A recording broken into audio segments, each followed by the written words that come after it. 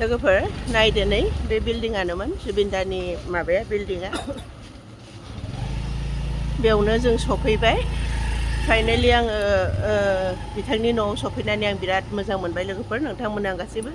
सिकिउरिटिनाव एसे सोंनि एसे बेहाय भिडिअ खालामनो मोनगोन ना मोना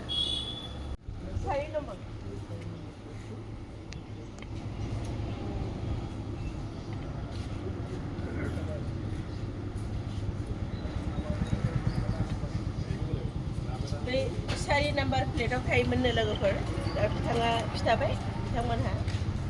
4 नाम्बार प्लेटाव थायोमोन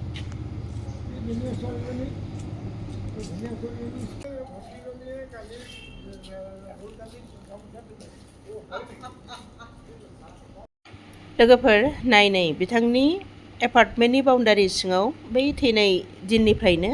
बिदिनो आलारि बाथि सावनानै बिथांखौ बिबार बावनानै खुलुमबाय थानाय जायो बिनिफ्राय